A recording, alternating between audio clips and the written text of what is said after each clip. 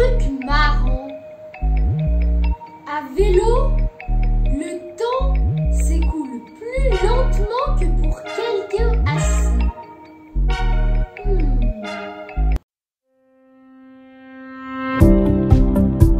Et bonjour à tous, c'est Professeur Proverbe, j'espère que vous allez bien. Aujourd'hui, deuxième vidéo sur pourquoi la vitesse de la lumière est une limite. La première vidéo a été un succès total, alors du coup j'ai décidé de faire une deuxième vidéo sur le sujet. La première a parlé un peu plus calcul, aujourd'hui on va parler plus scientifique. C'est parti. Nous vivons dans un monde appelé espace-temps. Cet espace-temps possède 4 dimensions. 3 dimensions d'espace et une dimension de temps. L'espace et le temps sont donc deux notions rassemblées par un tout. Ainsi, tous les objets dans l'univers se déplacent. Oui, tous. Même ce bouquet de roses ou ces livres et cette table immobile. Incompréhensible. Comment des objets immobiles peuvent-ils se déplacer? En fait, ils ne se déplacent pas dans l'espace, mais ils se déplacent dans le temps. Ainsi, une personne ou un objet qui se déplace dans l'espace, eh bien, son déplacement dans le temps sera moins fort. Par exemple, reprenons mon exemple d'introduction. Le vélo.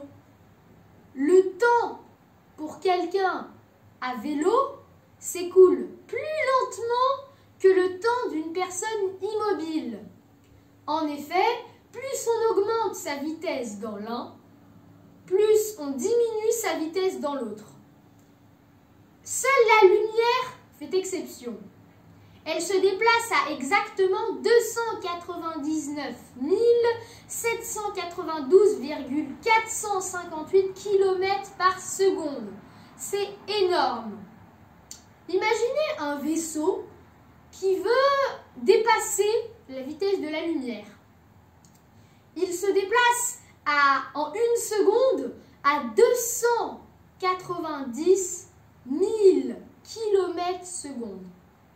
On se dit, il n'est plus qu'à 10 000 km/s de rattraper la lumière. Ça va être simple. Et pourtant, le vaisseau est distant de 300 000 km/s du bouquet de lumière. Impossible. C'est-à-dire que pour moi, la lumière est distante de 300 000 km/s et pour un vaisseau roulant à 290 000 km/s, c'est la même chose. Et pourquoi? En fait, comme je l'ai dit tout à l'heure, le vaisseau se déplace dans l'espace, mais sa vitesse dans le temps diminue. Ainsi, les formes se compriment et les objets bougent au ralenti. Par exemple, dans la tour de contrôle, eh bien, on voit le pilote avancer tout doucement. Un effet relativiste. Car en effet, le pilote, lui, ressent rien d'anormal dans sa cabine. Ainsi, pour attraper le bouquet de lumière, il faudrait aller plus vite dans l'espace et moins vite dans le temps, c'est-à-dire aller à la vitesse maximale possible, mais pas dans le temps. Ce qui est quasi impossible. Seule la lumière peut le faire. Ainsi, et le photon. Du coup, le photon qui transporte la lumière. Du coup, la lumière se déplace à la vitesse maximale possible. Et du coup, pour elle, il n'y a pas de temps. Elle ne vieillit pas. Elle est à la fois l'alpha et l'oméga, le début et le commencement de l'univers. Il peut y voir le Big Bang jusqu'au futur le plus lointain. Incroyable, hein? Maintenant, imaginez d'une façon je ne sais comment, une particule qui se déplace plus vite que la lumière. Eh bien, du coup, d'après ce que je viens de dire, quand on va moins la lumière, le temps va vers le futur. Quand on arrive à la vitesse de la lumière, il n'y a pas de temps. Et du coup, quand on dépasse la vitesse de la lumière, normalement, on doit revenir dans le passé. Si une particule peut aller plus vite que la lumière, elle va donc remonter le temps. Cette particule hypothétique, c'est le tachyon.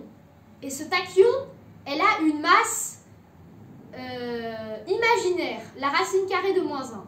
J'en ai déjà parlé dans ma vidéo sur la théorie des cordes de ce tachyon. En effet, pour la théorie des cordes, à 26 dimensions, il faudrait l'existence de ce tachyon, cette particule qui va plus vite que la lumière et qui a une masse imaginaire.